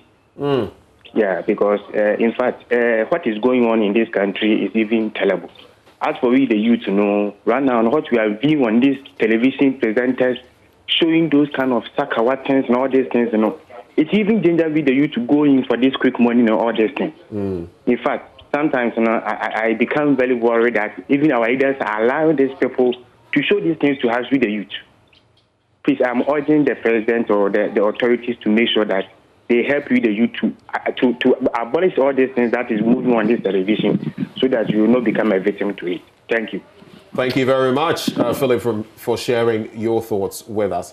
Is that Kelvis or Kelvin? From I think it's Kelvin. But we'll go to Philip first. Philip is in Cape Coast. Good morning, Philip. Philip we just spoke to. So oh, you spoke to Philip? Yes, so we're moving on to Kelvin or Kelvis in Awoshi. What do you say? Is Kelvin Hello? or Kelvis? Well, it's Kelvis, isn't it? Yeah, it's Kelvis. Kelvis. Okay. I had to be sure because I've never heard. I haven't heard your name before. You have a very special name. Kelvin. Right. Okay. Right. Well, thanks for joining us. So, which of the issues would you want to speak on? I'd like to speak on the Kasoa weather issue. Okay, go ahead. Seriously, I think our media houses have so much to do. We need not to really let people educate us. We need to educate the public. One of the things I also say is that the content that we have is one of the things we need to really look at largely. Secondly, because the most businesses actually getting out, really making the industry struggling, that's the reason why some of these I don't know what kind of word to use, are coming on some of this. The companies, the media houses need to be surviving. And these people, because of their dubious way, they always have the money to pay. Any figure you mention to them, they will pay. And they will pay in a way that you wouldn't like to take them off from your set. Just because they are always, frauding people, they have all the money to pay. And it should be something that they need to really look at. Look at the mushroom, stations that are frauding because they have they go and pay, because they make the money, they go and pay and get their own lancer stations. And since morning to evening, it's about double money, it's about what to make people rich, it's about any kids that are home. Look at their ages. They are still going. More has to be looked at the way our education system also begin to affect our children nowadays. They are home. The mother is struggling to make an ends meet. She also left for the market. The father even struggling. Most of the parents' salary have been sliced down because companies that they are working for have nothing to write home about what they take home at the end of the month. And some of these things becoming a problem. You can't be with your child at home. You leave them because normally some even go to school. And before you come back, maybe the mother is back from the market or something. Now you left them home. And they live any life, anyhow, seeing whatever they want to see. And it's a very big problem now. I myself am a media person myself. And it's quite so challenging. I'm a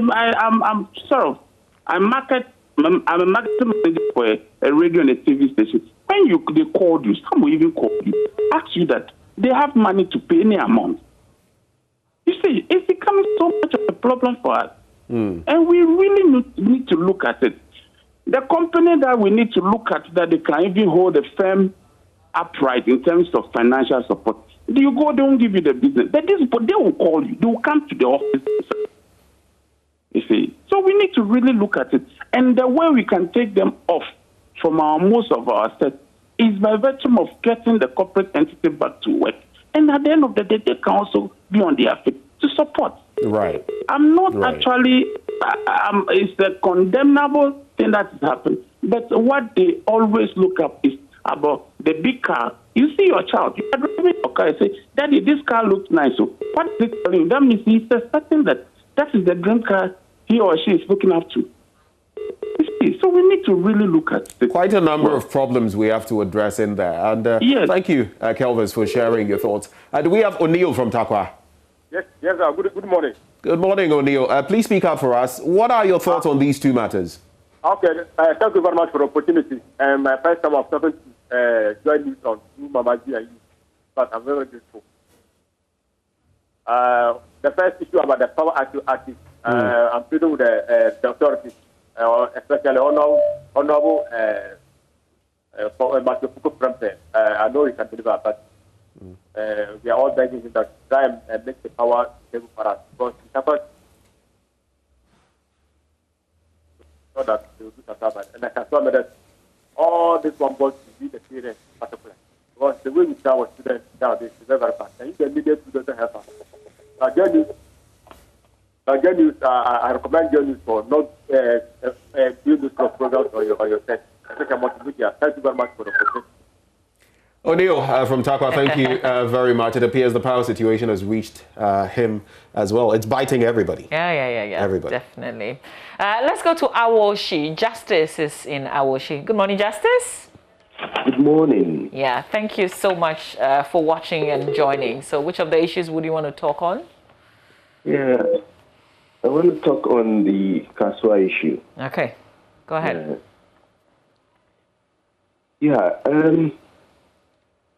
I want to make a contribution. Oh, please do, Justice. We're listening. Yeah. We could all remember when President Dr. Most was the president. He never allowed all these things to happen. You know, he actually stood on his grounds and made sure that all these power guys will not have any chance to operate in this country.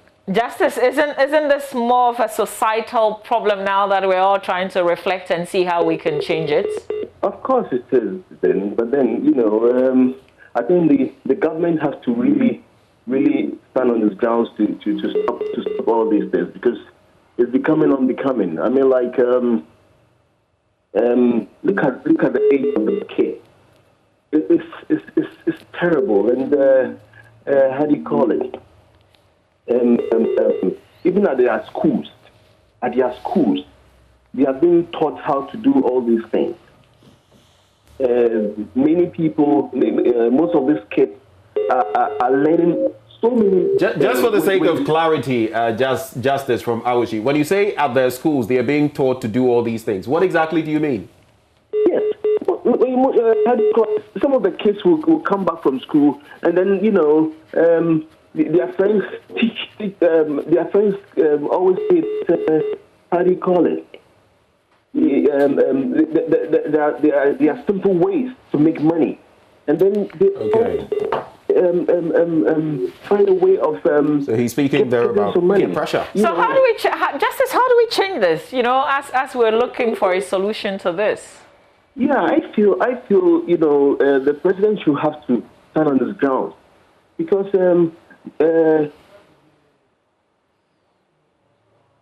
yeah. Okay, all right. The best solution, I feel, is the president should have to do something about this. Okay. Because during the Dolphin era, you know, all these fetish and stuff cannot be seen anywhere. They were all in the bushes and all in forest, you know, but this time you can see them on the screen. Okay, all right. So you're given more of the responsibility to those who run the state. We appreciate that, Justice Inawoshi. Thank you. I'm wondering, though, what exactly he wants Mr. President to do. Of course, there are entities that are directly in line in terms of. I guess often when people say that, they are referring to the institutions, but ultimately the institutions report to the presidency. So, yeah. Let's go to Uncle Ato in Mankesim. Good morning, Uncle Ato. Uncle Ato, can you hear us? Yes. Good morning. Yeah, I can hear you loud and clear. Great. Yeah. What are your thoughts? Which one of the issues would you like to talk about? Yeah, about the murder of the 10-year-old boy at Kasoa. Please go ahead. Yeah, if my memory serves me right, when Obama came to Ghana, he said something. That we need strong institutions. And I think it is time our institutions, work. My mother wanted to say something this morning during the, your newspaper review, but, she was a bit careful, knowing very well that she may be attacked from certain angles. The truth must be told. What we have been seeing in our stations, radio, what we've been hearing, it's very serious. And it is time our authorities work.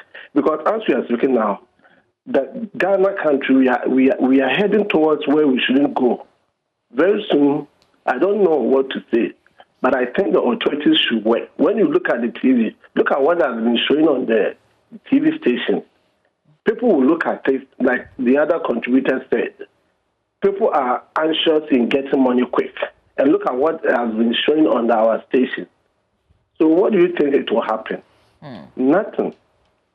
So please, it is time our authorities sit down and work for the mother Ghana. My mother wanted to say something, but what do you think I wanted to say? Because I've been waiting to hear it. I will say it. During the newspaper, I wanted to say something that someone said that the media houses should be blamed for what is going on. And I strongly believe with that person who made that contribution. Okay. Because what has been showing on there, it's not the best at all. Okay. Thank you. All right. Thank you very much. So now the cat is out of the bag, because that's what I was about to say. I felt like he did mention it, but that's what he was referring to. Well, thank you, Uncle Ato. Our last caller, though, Na Abdullahi Razak is in Wa. You're on. Good morning to you. Good morning. Yes, thank you very much for giving me a chance to talk to. I want to talk on power outages. Okay. I'm a certified electrical wiring professional, and again, solar energy installer. This power outage, we can curb it in the sense that we have an abundant sun in the north. If you go to Energy Commission, the statistics show that the sun within the northern area can supply the whole of Ghana with energy needs. In the sense that if we are able to tap this renewable energy, that is solar energy, we can serve the whole of Ghana with 20,000 megawatts or more. So I'm appealing to the Energy Ministry to actually go there and then find out if they can get an investor to come and invest on the north to get us power. And power is what we can move with now. Okay. We are on technology. So let's move towards that and then solve the outages. Okay. Thank you very much. Is your certification, though, this is personal, coming from the Energy Commission? Okay. Are you Energy Commission certified? Yes. Okay, great. Because that's what they say we should use these days. Yeah, that is what I'm talking from my experience. I've been going for workshops, but so many interviews. Okay. So all right. We should try to go towards there to ease outages within the whole country. If the Gulf can supply power to the whole of Ghana, why don't we just tap it and then serve the whole of Ghana? Thank you very much. Thank you very much, Na. And the visuals that we're showing you, the Energy Minister went on an inspection tour. And that's where all the issues of we will not slip into doomsday is coming from. When we pray that materializes and that we don't slip, because from where I sit, we're on a very slippery slope and we appear to be slipping, but hopefully we will not get to that point. I'm facing reality. I'm being realistic, especially as we've seen this come and go. But a very important point you made about the gentleman's certification, because in the end, sometimes we decouple matters of electricity challenges with fire outbreaks and the rest, but they are linked. And imagine if your wiring or the person who did your wiring at home didn't do it properly, and then some of these challenges of doom and so come through. It's a recipe for a disaster. So very important point you're making there. Because if your wiring is faulty, it's very easy for you to suffer the consequences of some of these things. Yeah. There was some rumors yesterday, by the way, Ben, that the Kolebu Teaching Hospital, the maternity block was on fire, but that story is not Apparently true. not the whole truth. True. We've heard from the Public Relations Division of the facility, and they say this was a fault. You know, now that we're talking about the wiring, this was an air conditioning that blew or something of a sort. It was a minor issue. This is not a big issue. They were just taking precautions by, making some changes with the maternity or the babies. So or something like the staff, I mean, they saw the smoke coming, and then, of course, they rushed in, got the fire extinguisher, and then dealt with the situation. But I don't think we should downplay it. I know that, yes, it wasn't like a place billowing with smoke on fire, but we shouldn't downplay it either, because when you look at the image and you look at where the air conditioner was and the darkened space and everything, it tells you this was quite I wouldn't call it an explosion, but whatever happened, it wasn't something to be taken for granted. So we just thank God for that. But the babies taken out, I think that was also a very good move, because it's the maternity ward or the maternity area. So the babies being taken out of that space was good. We thank God. So fire outbreak as has been reported on social media in particular. If you're listening, Kolebu is safe. You can visit. All right. So we thank you all for joining us with your comments and your thought. You know, sometimes when you voice it out, like it's really good. Sometimes you're really frustrated. You want a channel, to just put all these things. So we thank you for contributing on this matter. The Kasoa matter is one that we'll be following closely. There's a court case, so we'll see how the police, try to put up a very good case. And then try and get justice for the families. But I guess that Bobby has also settled a few things. For juveniles, those of you who are looking for a life sentence and all that, begin to moderate your expectations. Exactly. And I've already said that once they are juveniles, you simply cannot treat them the same way as adults. My only problem now is whether this person is actually 18 per police investigations, or otherwise. You know, there's that... That can also be investigated so that yes. they can settle on it. So we're getting into all of that. Yeah. Well, thank you for being a part of our show. But it's not ended yet. There's more coming your way in showbiz. And if you want to know about one of the dancehall artists, Homeboy, and what he's been up to, you ought to stay with us because Kadi is up next with showbiz.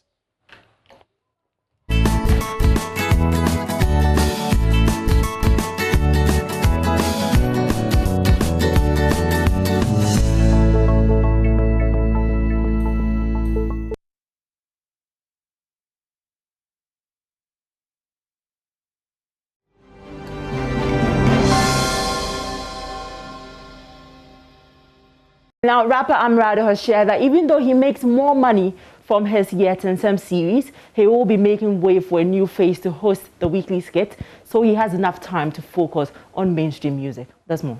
The Yet and Some, let me say, the adverts that I place on gives me more cash than the digital. Like, than you putting your songs on? Yes, online. Wow. Because I'm a growing artist. The streams that Stonebwoy will get is not Amrado is going to get. So I can't put my shoes in Stonebwoy's right now, my legs in Stonebwoy shoes right now. So and more of Yet and Some than your other music? Yes, simply because no one is calling me for a show right now at this point. But somebody will come and place an advert on it. YouTube will give me money. AudioMark is there. And even with the AudioMark, how many artists have monetized their accounts in Ghana here? I guess they closed it recently because they cut off Ghanaian people. So if you are already in, that means you are in. But if you are yet to, then yes, you can join. So it's about learning and education. Stonebwoy might also say he's not content with what he has now because he's big and invests more in his craft. So the industry in Ankasano, it be some way, but as we did every day, as we enter to, we enter, so it be normal. I say right now, no, Yet and Some is not ending anytime soon. Since that's where you get most of your money. Well, I'm looking at placing it on TV, and then we'll find different moves. I can't do Yet and Some forever. My team is considering handing it over to somebody who can replace me perfectly, and then I'll switch to other things. You know, I've done my bit. I've proven to people how good I am already. Now it's up to Amrado to push further and become like the Ochame Kwames and stuff. Yes. You're not scared that that person is going to kill it off? Oh, if you kill it off. You started with it and we enjoy it because it's you, yes, and because of what you bring to the table. And you. Why don't we place our minds on that? Maybe somebody who comes on can even do it much better than I do. It's a 50-50 situation. If it goes off, it's not in my merit, it's in the person's demerit. Although I brought the concept, I can always come back to revive it. I can always come back to revive it because the people loves me. But giving a chance to somebody is what I'm certain with now and I'm interested in.